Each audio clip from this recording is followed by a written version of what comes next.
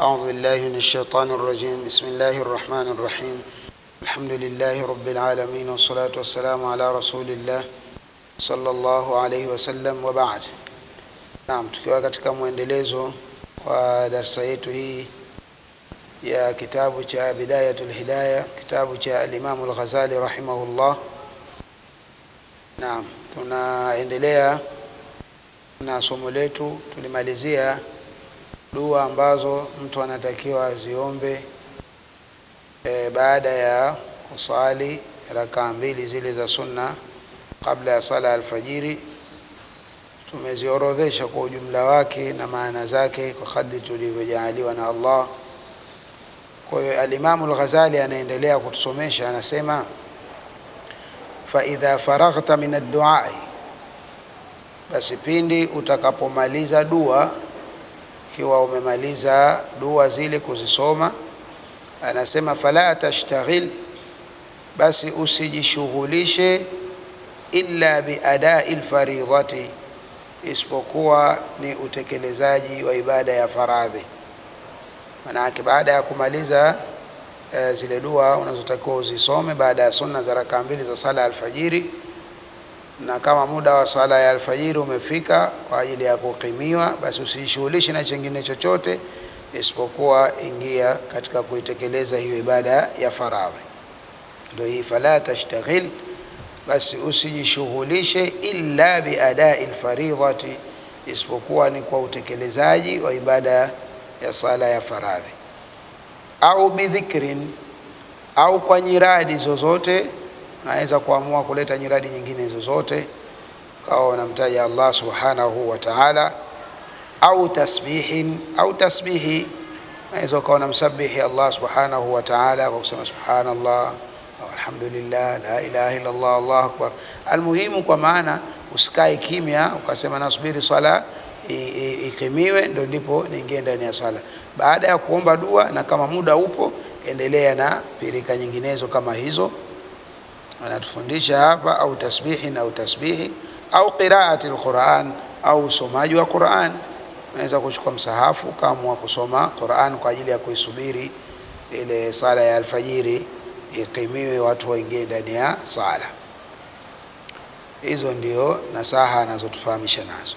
Kwa anasema fa idha sami'ta al-adhana, kisha ikiwa utaisikia adhana. Fa idha sami'ta al-adhana, pindi utakapoisikia adhana, fi athna'i dhalika, katikati ya hilo, yani ule muda ambao labda upo ndani ya dua zile tulizosema, ikawa hujawahi kuzimaliza ikawa inasoma adhana, au upo ndani ya hizo nyiradi ama usomaji wa Qur'an, halafu adhana ikawa inasoma kwa ajili ya sala ile ya alfajiri. Anasema fa idha sami'ta al-adhan, basi pindi utakapoisikia adhana, fi athna'i dhalika, nawe upo katikati ya hilo la kuleta nyiradi au usomaji wa Qur'ani. Anasema faqta, kata ma, kile ambacho anta fihi, wewe umo ndani yake. Manake ile ibada yote ambayo utakuwa unashughulika nayo pale, kwa mfano hiyo usomaji wa Qur'ani, kwanza wacha kusoma Qur'an, atakufahamisha nini ufanye hapo mbele. Au kama ndio umo ndani ya nyiradi zako au zile dua ndio ulikuwa unaendelea kuzisoma, ulichelewa kidogo labda na adhana ikawa sasa inaanza kusoma na wewe hujazimaliza zile dua zako, kwanza katisha zile dua, sikiliza msoma adhana kile anachokisoma. Kwa anasema fa idha sami'ta al-adhana, pindi utakapoisikia adhana, fi athna'i dhalika, nawe upo katikati ya hilo, faqta, kata ma anta fihi, kile ambacho wewe umo ndani yake, washtaghil, na shughulika, bijawabi almuadhdhini, na kumjibu msoma adhana. Maana yake acha zile dua au acha usomaji wa Qur'ani, anza kumjibisha huyu msoma adhana. Kumjibisha ni vipi? Anasema hapa fa idha qala almuadhdhinu, ikiwa atasema msoma adhana Allahu akbar, Allahu akbar, fano anasoma ile adhana yake, ukamsikia anasema hivyo Allahu akbar, Allahu akbar, faqul, basi sema wewe mithla dhalika, mfano wa hayo anayoyasema msoma adhana. Huko ndo kumjibisha msoma adhana. Kiufupi ile adhana na wewe utakuwa unaikariri. Kwa kama ulikuwa unasoma Qur'ani, waacha kwanza. Kama unavuta nyiradi, waacha kwanza. ifuatishe adhana kama vile ambavyo msoma adhana anasoma. Kwa anasema washtaghilna shughulika bijawabi almuadhdhini, na kumjibu msoma adhana. Fa idha qala almuadhdhinu, pindi atakaposema msoma adhana Allahu akbar Allahu akbar, faqul, basi sema mithla dhalika, mfano wa hayo alokuwa akiyasema msoma adhana. Wakadhalika, na hivyo hivyo, yani mjibishe msoma adhana fi kulli kalimatin, katika kila neno. Kiufupi ile adhana yote, kila anaposema msoma adhana na wewe unatakiwa umjibishe, yani uyakariri yale maneno ambayo yeye anayasema. Anasema wakadhalika, na hivyo hivyo, maana yake uendelee kumjibisha msoma adhana fi kulli kalimatin, katika kila neno, illa, isipokuwa fil hay'alataini, katika zile hay'ala mbili. Yani ataposema hayya ala salah na hayya ala alfalah, pale atapokuwa anayasema yale, wewe hutakiwi useme kama vile anavyosema. Yani atapokuwa anasema hayya ala salah hayya ala salah au hayya ala alfalah hayya ala alfalah, hapa utakiwi na wewe uyakariri yale ambayo yeye ameyasema. Kwa anasema illa, isipokuwa fil hay'alataini, katika hay'ala mbili hizi. Faqul, basi wewe sema fihima, katika hay'ala mbili hizo sema la haula wala quwwata illa billahi al-aliyyil azim. Kwa muda atakapofika kwenye hayya ala salah pale na kwenye hayya ala al-falah pale, wewe utasema la haula wala quwwata illa billahi al-aliyyil azim. Lakini mwingine mote kwenye ile adhana anavyosoma, na wewe kariri kama vile ambavyo yeye anasema. Kwa faqul, basi sema fihima, katika hizo hay'ala mbili sema la haula, hakuna uwezo, wala quwwata, wala nguvu, illa billah, isipokuwa ni kwake Mwenyezi Mungu, al-aliyyi, aliyetukuka, al-azim, aliyekuwa mkubwa. Yani hakuna uwezo, la haula, hakuna uwezo wa kuepuka madhambi, wala quwwata, na wala hakuna nguvu ya kuweza kuzifanya taa, mtu akaweza kumtii Allah, illa, isipokuwa billahi, ni kwa msaada wa Mwenyezi Mungu. Yani mantiki ya maneno haya kwamba mtu hawezi kuepuka madhambi, hana uwezo huo yeye mwenyewe binafsi, wala hana nguvu za kumfanya yeye aziendee taa za Mwenyezi Mungu, labda huko kusali au kufanyaje, isipokuwa lazima apate msaada wa Mwenyezi Mungu. Na yale maneno anapokuwa akasema hayya ala salah, maana yake njooni katika sala, na akisema hayya ala alfalah, njooni katika kufaulu. Sasa unapomuita mtu kwenye sala, kwenye kufaulu, ni mpaka apate msaada wa Mwenyezi Mungu.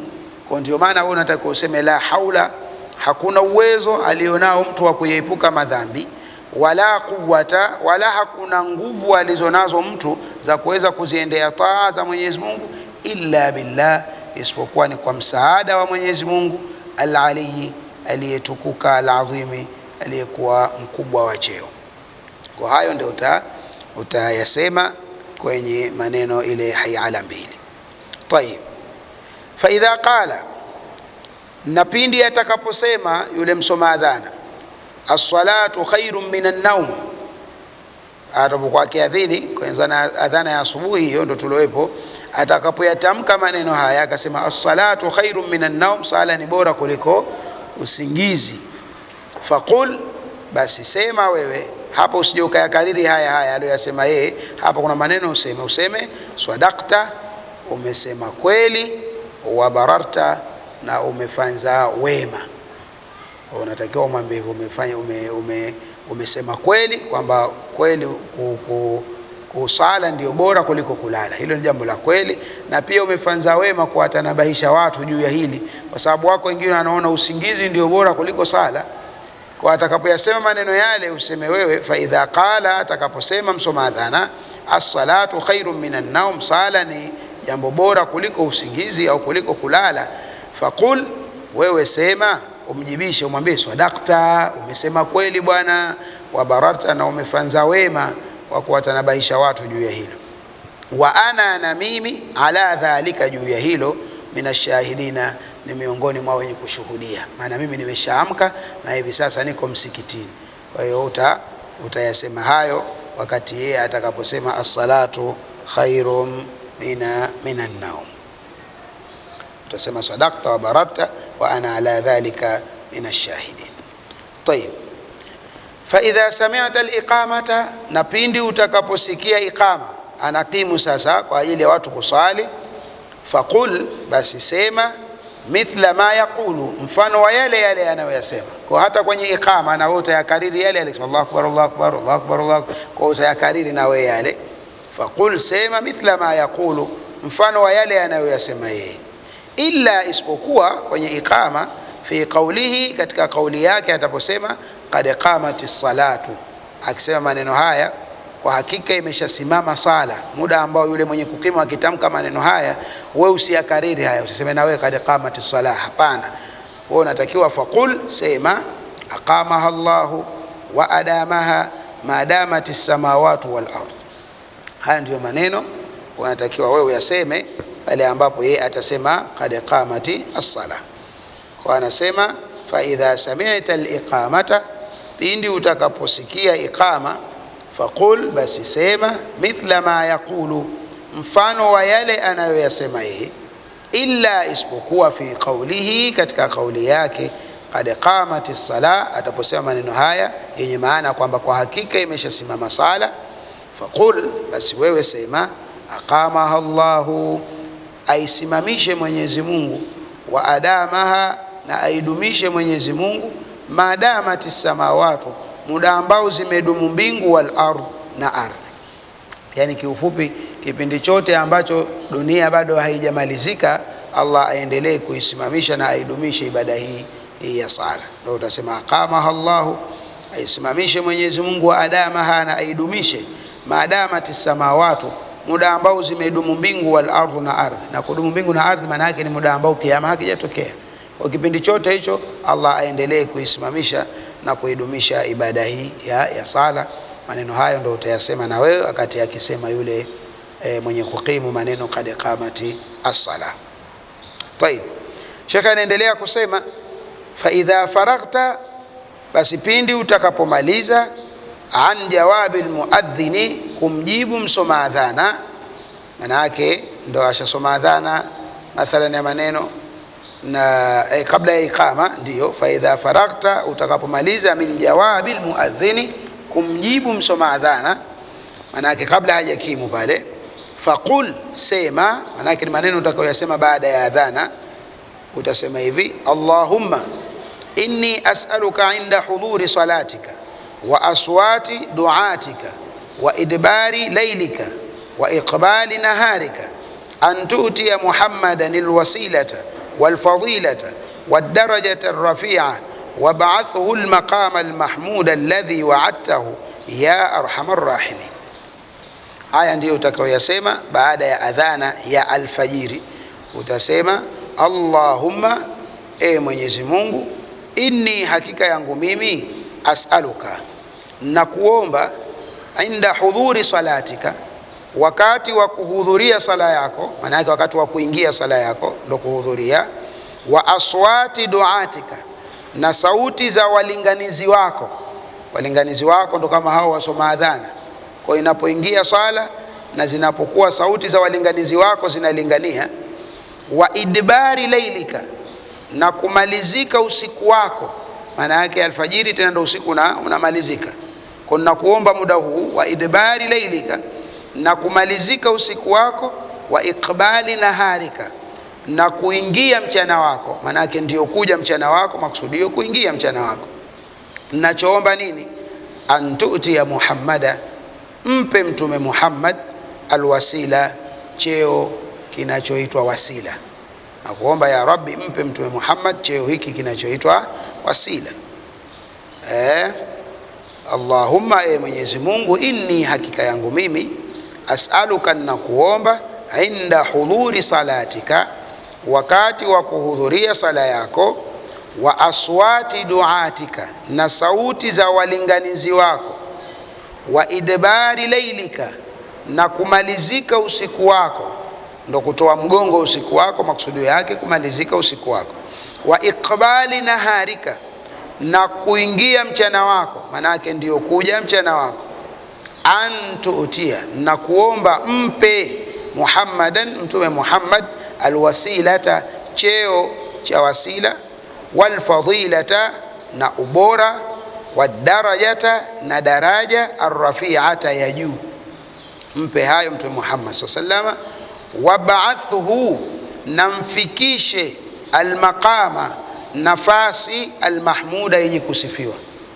Siku ya kiyama mfikishe katika ile nafasi inayosifiwa. Baadhi ya wanawazuoni wamepishana, wanasema nafasi hiyo maana yake ni kupewa cheo cha kuombea siku ya kiyama, atawaombea watu. Wengine wanasema ni kwamba atawekwa katika arshi ya Mwenyezi Mungu. Almuhim, wab'athuhu, namfikishe, almaqama, katika nafasi almahmuda, yenye kusifiwa, alladhi, ambayo, wa'adtahu, uliyomwahidi, ya arhamar rahimina, ewe mwingi wa wenye kurehemu.